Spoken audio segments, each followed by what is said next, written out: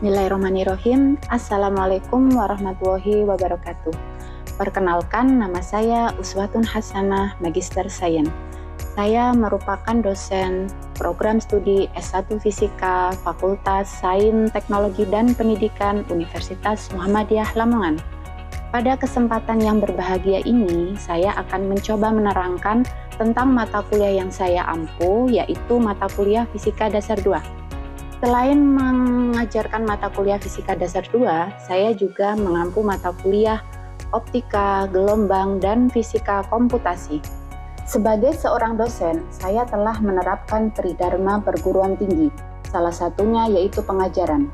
Sistem pengajaran yang saya anut yaitu sistem delivery, interaction, dan assessment, yang merupakan bagaimana cara saya menyampaikan materi kepada mahasiswa agar dapat diterima dengan baik, dan interaksi antara saya kepada mahasiswa dapat melakukan pembelajaran agar capaian pembelajaran tercapai dengan baik. Selanjutnya yaitu pemberian tugas kepada mahasiswa guna mengukur kemampuan mahasiswa itu sendiri. Fisika Dasar 2 merupakan mata kuliah wajib program studi yang terdiri dari 3 SKS teori dan 1 SKS praktikum dengan jumlah pertemuan 14 kali tatap muka. Mata kuliah ini dapat diambil dengan persyaratan telah menyelesaikan mata kuliah Fisika Dasar 1 yang berada di semester 1. Mata kuliah Fisika Dasar 2 bertujuan untuk meningkatkan pemahaman mahasiswa mengenai konsep dasar fisika terkait konsep kelistrikan, pemagnetan, gelombang, dan fisika modern, yang akan menjadi bekal untuk mata kuliah inti di program studi fisika semester yang akan datang. Pada aspek delivery, terlebih dahulu saya akan menjelaskan capaian pembelajaran atau CPL. CPL ini kemudian akan menurunkan CPMK dan kemudian CPMK akan menurunkan sub-CPMK.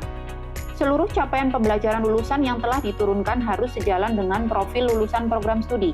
CPL mata kuliah Fisika Dasar 2 yaitu 1. Menunjukkan sikap tanggung jawab atas pekerjaan di bidang keahliannya secara mandiri.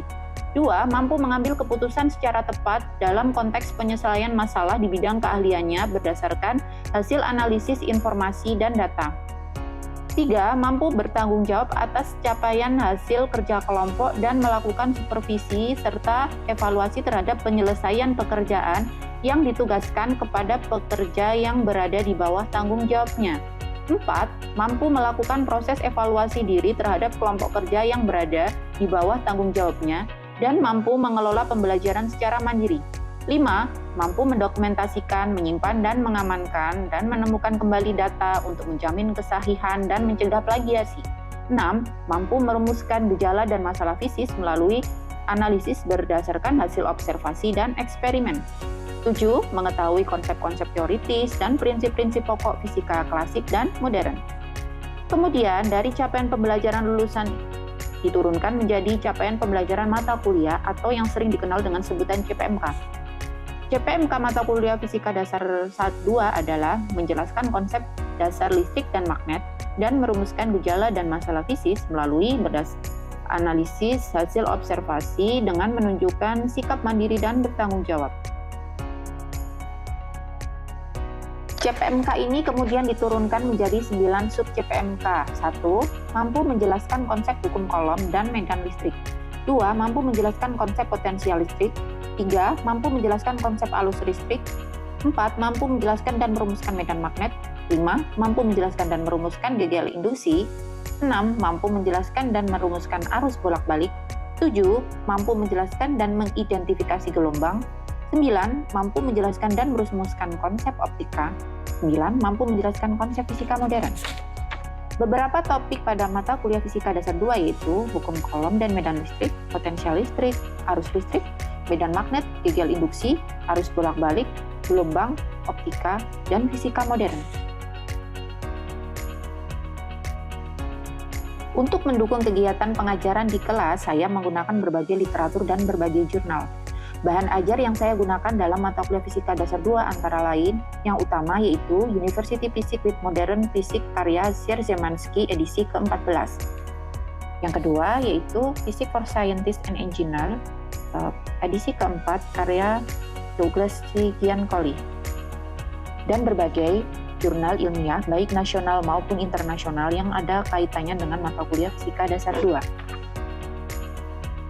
Pada aspek interaction, saya menerapkan sistem Student Center Learning atau bisa disingkat SCL yang merupakan pembelajaran yang menempatkan mahasiswa sebagai peserta didik atau subjek sehingga akan mengembangkan minat dari mahasiswa tersebut menjadi lebih kreatif, aktif, dan inovatif. Sistem SCL terdiri dari beberapa pembelajaran interaktif, diskusi, studi kasus, dan pembelajaran kooperatif.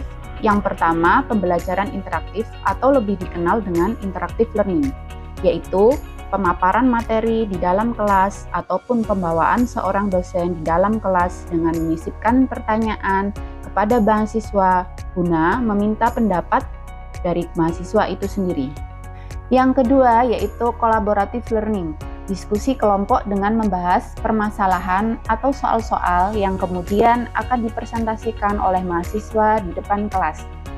Yang ketiga yaitu problem-based learning, yaitu sebagai contoh mahasiswa akan diberikan suatu persoalan atau permasalahan, contohnya menganalisis beberapa besaran fisik seperti frekuensi, panjang gelombang, periode, atau frekuensi dari sebuah fungsi harmonik dari getaran harmonik sederhana. Adapun platform yang saya gunakan untuk mendukung kegiatan pembelajaran mengajar di kelas dan e-learning yang dimiliki oleh universitas. Pada aspek assessment yang saya lakukan yaitu penilaian kepada mahasiswa secara objektif untuk mengukur kemampuan mahasiswa itu sendiri. Selanjutnya, saya akan menampilkan proses pembelajaran di dalam kelas yang kami lakukan secara luring atau tatap muka. Mata kuliah yang akan dibawakan yaitu Fisika Dasar 2. Kebetulan mata kuliah itu akan diajarkan di semester ini. Selamat menyaksikan dan terima kasih. Assalamualaikum warahmatullahi wabarakatuh. Selamat siang teman-teman mahasiswa. Hari ini kita berada di mata kuliah Fisika Dasar 2 ya, melanjutkan pertemuan kemarin pekan 11 ya. Jadi sebelum melanjutkan perkuliahan hari ini, silahkan PJMK memimpin berdoa bersama agar pelajaran perkuliahan hari ini diberi kemudahan oleh Allah dan ilmu yang kita pelajari hari ini bermanfaat. Silahkan PJMK memimpin doa bersama. Dilakukannya perkuliahan hari kita baca mulai. A'udzu billahi minasyaitonir rajim. Bismillahirrahmanirrahim. Alhamdulillahi rabbil alamin.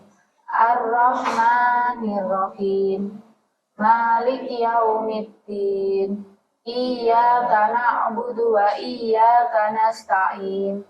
Ihdinas siratal mustaqim. Siratal ladzina an'amta 'alaihim.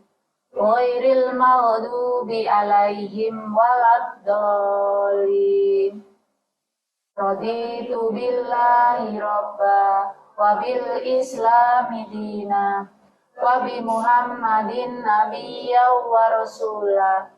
Rabbi zidni ilma warzuqni fahma waj'alni minas sholihin. Baik, terima kasih sudah memimpin berdoa bersama. Hari ini kita akan mempelajari gerak osilasi harmonik sederhana ya pada sistem pegas massa dan bandul sederhana ya. Jadi kalau kemarin kita sudah mempelajari gelombang dan sifat-sifatnya dan salah satu gelombang bunyi itu dapat osilasi. Nah, sebelum lebih jauh melanjutkan materi gerak osilasi harmonik sederhana, saya pengen mengetahui teman-teman tentang ini, pengetahuan tentang gerak harmonik sederhana. Nah, dalam kehidupan sehari-hari kita dapat menjumpai fenomena gerak harmonik sederhana. Salah satunya yaitu gerak daun yang ditiup angin. Yang kedua yaitu gerak dawai gitar ya atau senar gitar yang dipetik dan gerak selaput kendang ya. Nah, dari ketiga fenomena itu kan telinga kita itu mampu menangkap suara yang ditimbulkan dari gerakan benda-benda tersebut kan. Nah, itu kenapa? Ada yang bisa membantu saya untuk menjelaskan? Silakan angkat tangan dan berdiri. Iya, silakan Mbak Dini. Saya ambil saya mau mendengarnya suara gaul. Oke, Dan sedang. ya, Itu kan alat musik ya. ya, Kalau kita memakai gitar ataupun membentuk kendang, Ya. itu akan menghasilkan getaran, dan getaran itu akan beroscilasi dalam longgar udara yang ada di gitar maupun di kendang. Getaran udara tadi itu akan bergetar dan melalui udara sehingga sampai ke telinga kita. Oke. Oke, baik. Terima kasih Mbak Dini, jawabannya sangat bagus sekali. Jadi untuk kasus yang ini, gawai gitar dan kendang, selaput kendang yang ditepuk, masing-masing instrumen ini mempunyai rongga udara. Dan ketika gawai dan selaput kendangnya digetarkan, maka rongga udara yang ada di dalamnya ikut bergetar juga dan akan menimbulkan gelombang suara yang merambat melalui udara dan sampai di telinga manusia ya. Jadi ini salah satu contoh osilasi ya, osilasi dalam kehidupan sehari-hari ya. Kita tinjau dari segi etimologi atau bahasa ya, bahwa osilasi artinya adalah gerak yang berulang atau periodik. Dan harmonik artinya mempunyai bentuk fungsi harmonik, yaitu fungsi sinus atau kosinus. Jadi osilasi harmonik sederhana berarti gerak yang berulang atau gerak osilasi yang dapat dinyatakan dalam fungsi harmonik berfrekuensi tunggal, baik dalam bentuk fungsi sinus maupun fungsi kosinus. Ya. Contohnya tadi sudah dibahas di depan ya, bahwa contoh gerak harmonik dalam kehidupan sehari apa aja. Nah, ini animasi dalam sistem pegas massa dan bandul. Karena kebetulan kita meninjaunya dari dua sistem benda ini ya, dari bandul matematis dan dari sistem pegas massa. Tapi nanti sistem pegas massanya yaitu pada posisi horizontal, bukan vertikal. Oke. Ya. Dia dinyatakan dalam fungsi sinus atau kosinus seperti animasi gambar berikut. Gerak harmonik sederhana dapat dinyatakan dalam fungsi harmonik sebagai berikut, yaitu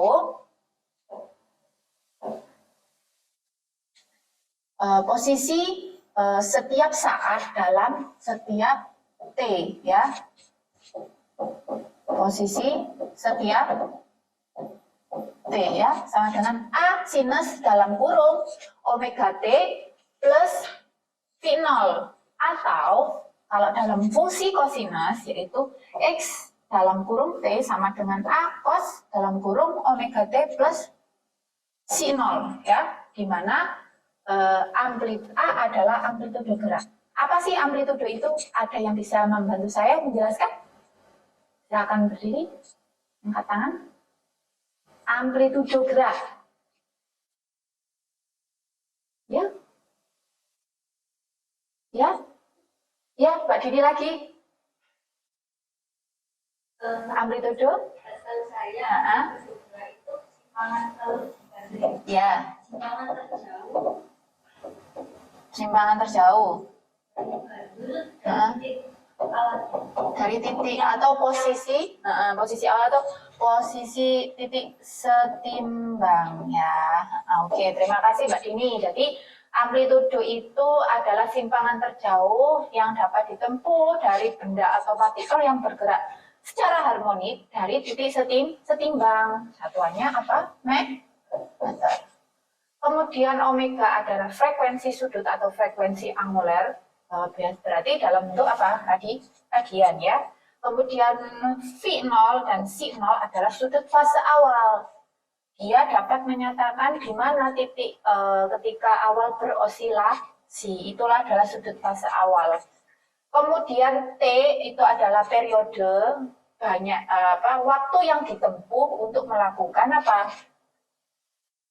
Satu getaran penuh, dan frekuensi adalah apa? Berapa banyaknya getaran yang ditempuh dalam satu waktu ya. Oke. Ini kalau dalam grafik ya, di mana ini adalah amplitudo yang dimaksud Mbak Dini tadi ya, amplitudo, kemudian di sini biasanya satu gelombang adalah puncak ke puncak atau lembah ke lembah, bisa dari posisi E ke F atau A ke B seperti ini ya. Ini adalah satu gelombang penuh atau satu periode osilasi ya. Dan sudut fasenya adalah di sini. Berapa sudut fasenya?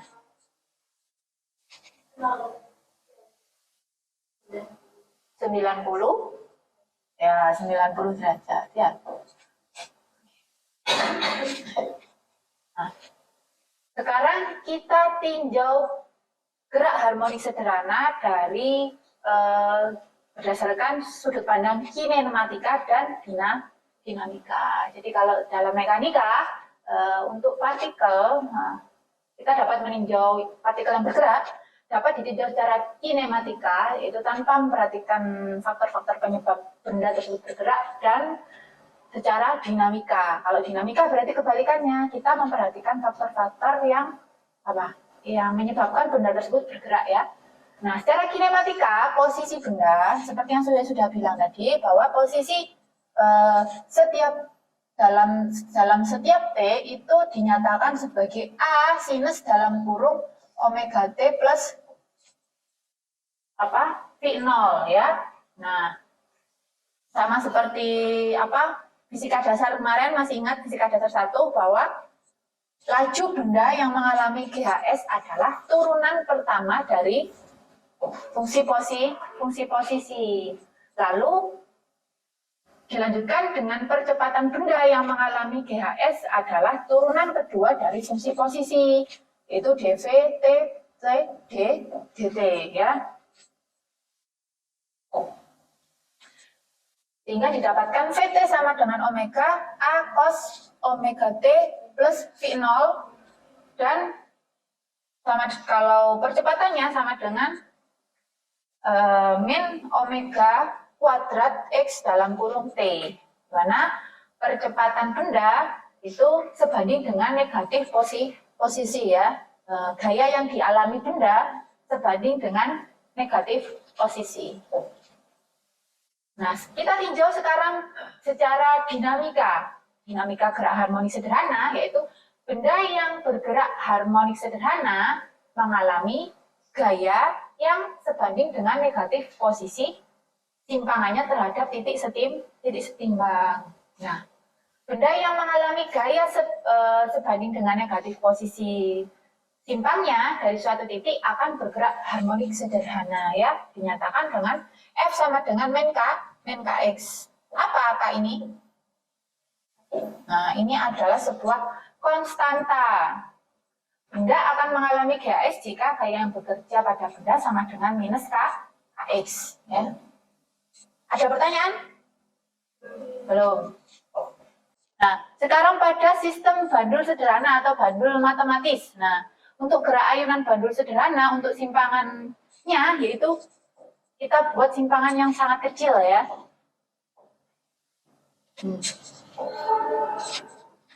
Gaya apa saja sih yang bekerja dalam bandul matematis ini? Ada yang bisa membantu saya menyebutkan? Ada gaya berat, Ya. ada gaya tegangan. Gaya tegangan tali sama gaya pemulih M, G, sin, theta. Nah. Jadi gas ini disimpangkan, ingat ya, simpangannya sangat kecil, sehingga nanti adalah untuk theta kecil, sin theta sama dengan theta ya. Jadi di sini sama, kita tinjaunya dengan hukum Newton yang kedua, bahwa sigma F sama dengan M kali A. Nah, ini adalah percepatannya bandul. Nah, kita masukkan gaya pemulihnya di sini, sehingga nyampe sini nanti didapatkan bahwa T sama dengan 2pi akar L per G ya untuk periodenya. Nah, untuk ayunan bandul matematis bersifat osilasi harmonis sederhana dengan simpangan yang sangat kecil. Nah, ada pertanyaan? Belum. Kalau belum ada pertanyaan, maka kamu yang beri pertanyaan ya. Di sini ada 2 buah soal yang perlu dipecahkan. Nah, silakan teman-teman mahasiswa membentuk kelompok menjadi 2 kelompok karena ini ada 2 soal tentang pegas yang pertama dan yang kedua yaitu tentang apa? Bandul ya. Nah, silakan membentuk 2 kelompok, mungkin bisa dari Mbak Vanis ini ke sini ya, lalu Mbak Dini dengan Mbak Dian dengan kelompok di belakangnya ya. Silakan berdiskusi untuk memecahkan soal berikut. Nah, setelah kalian selesai mengerjakan soal, silakan untuk mengerjakan di depan ya, bergantian.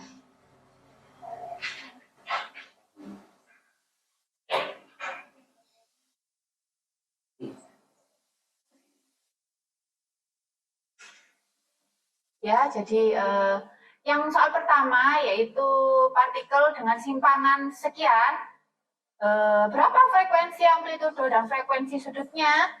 Kemudian yang kedua yaitu pembahasan tentang pegas, sistem pegas massa. Silakan, ada yang sudah selesai? Oke, Mbak Dian, mungkin bisa dikerjakan di sini. Silakan. Oh ya, silakan.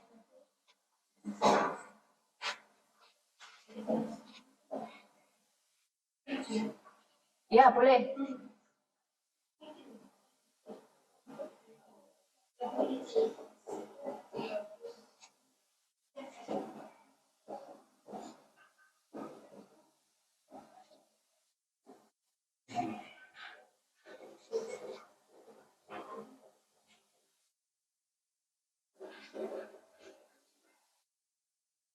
Oke, yang ditanya berarti apa itu? Konstanta dan frekuensi periode gerak ya? Iya, nggak apa-apa. Nggak harus semuanya dulu untuk mempersingkat waktu. Iya. Iya, nggak harus semuanya.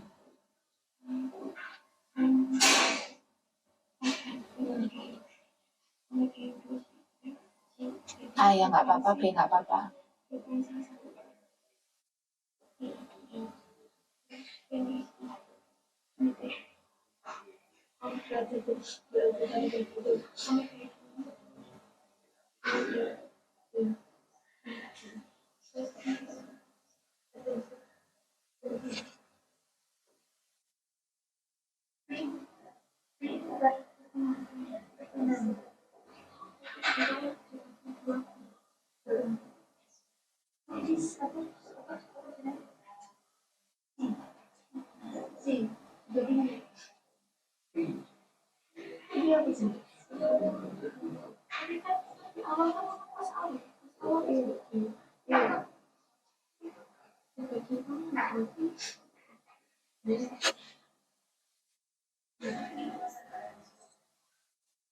Gimana?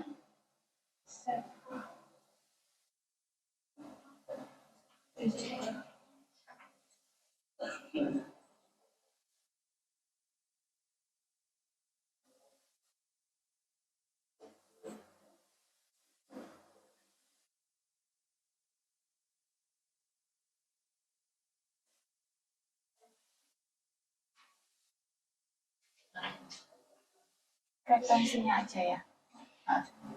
Udah.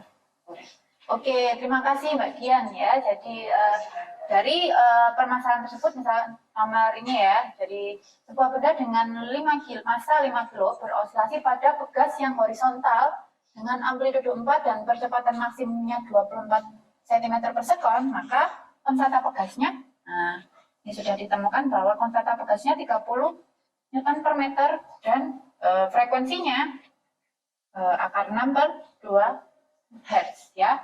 Oke. Ada yang masih mengganjal, butuh penjelasan dari Mbak Dini Kian? Belum. Yang soal pertama apa sudah selesai? Ya, silakan. Ya. Nggak harus semuanya. Ya, pas aja.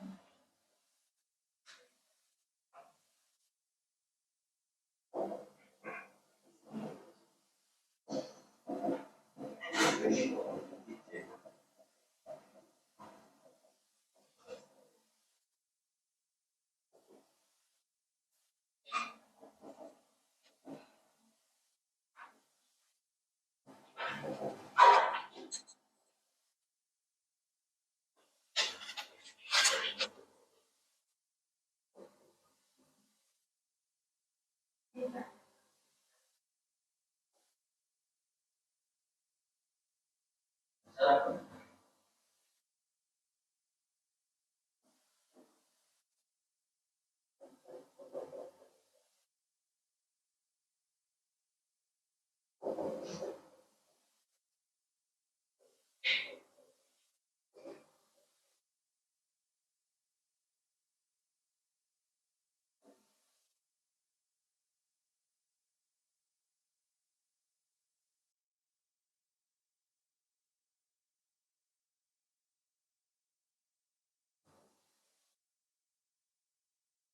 Jangan lupa satuannya ya. Oke. First, second. Harusnya dalam bentuk sudut. Ya. Nah.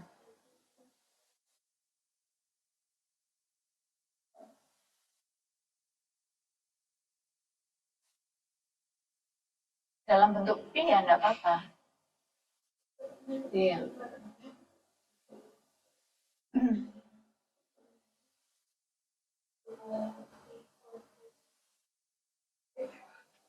Ya. Oke. Ini X dalam apa? X ya meter. Nah. Oke, terima kasih Mbak Fanis. Nah, jadi persoalannya dengan simpangan X sama dengan 0,3 cos dalam kurung 2T plus Pi per 6 dengan X dalam meter dan T sekon. Nah, Mbak Fanis menjelaskan frekuensinya berapa, periode berapa, ini ketemunya sekian ya. Jadi teman-teman nanti bisa melihat di sini ya bahwa ketemunya di mana partikel pada saat T 1 second adalah posisinya berada di 0,255 meter. Baik, ada pertanyaan lagi mengenai ini, mungkin ada masih bingung dengan kerjaan teman-teman? Tidak ada, tidak ya. Jadi dengan dikerjakannya soal ini, maka berakhirlah perkuliahan hari ini. Jangan lupa untuk mengerjakan kuis yang ada di LMS ya. Jadi teman-teman bisa download soalnya di situ di e-learningnya Umla ya. Minggu depan kita bahas lagi tentang kuisnya tadi, overview kuisnya, dan dilanjutkan materi selanjutnya ya. Kalau tidak ada pertanyaan, saya akhiri perkuliahan hari ini. Terima kasih atas partisipasi teman-teman mahasiswa. Semoga ilmu yang kita pelajari hari ini bermanfaat bagi kita semua. Mari kita seraya mengucapkan alhamdulillah bersama-sama. Alhamdulillahirrahmanirrahim. Assalamualaikum warahmatullahi wabarakatuh. Baik, demikian deskripsi singkat mengenai kegiatan Tridharma Perguruan Tinggi di bidang pengajaran dan pendidikan yang saya lakukan sebagai dosen di Universitas Muhammadiyah Lamongan. Atas perhatiannya kami ucapkan terima kasih. Wassalamualaikum warahmatullahi wabarakatuh.